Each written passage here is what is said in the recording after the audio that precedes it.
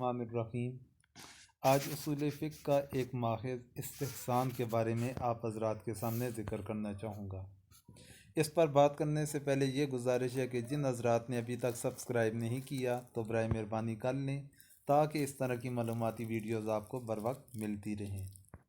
اب بات کرتا ہوں اصل موضوع کے مطابق کہ استحسان کہتے کسے ہیں، اس کی تعریف کیا ہے۔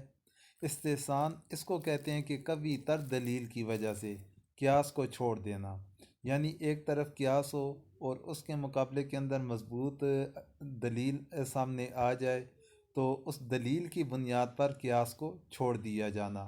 جس کبھی تر دلیل کی وجہ سے قیاس کو چھوڑا جاتا ہے اس کی پھر آگے 6 اقسام بنتی ہیں، یعنی کہ جو قیاس سے اوپر کے درجے کی کبھی تر دلائل بن جائیں گے تو اس کو ہم کہہ دیں گے کہ اس کی جو تقسیم ہے اسے 6 چیزوں کے اندر تقسیم کر لیتے ہیں۔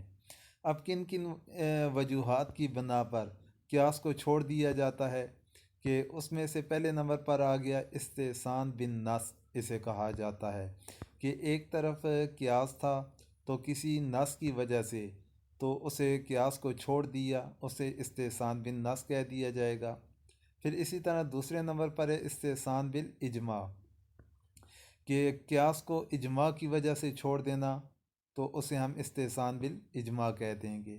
استحسان بالعرف، کہ عرف کی وجہ سے قیاس کو چھوڑ دیا جانا، اسے استحسان بالعرف کہہ دیں گے۔ استحسان بالضرورہ، کہ کسی ضرورت کی بنیاد کے اوپر قیاس کو چھوڑ دیا جانا۔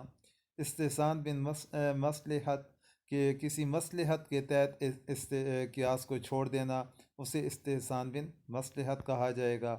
پھر اسی طرح ایک استحسان بالخفی چھٹی قسم بن جائے گی۔ اس طرح یہ ٹوٹل 6 اقسام بنتی ہیں، یہ استحسان کی 6 اقسام ہیں۔ آخر میں آپ حضرات سے دعاؤں کی گزارش ہے۔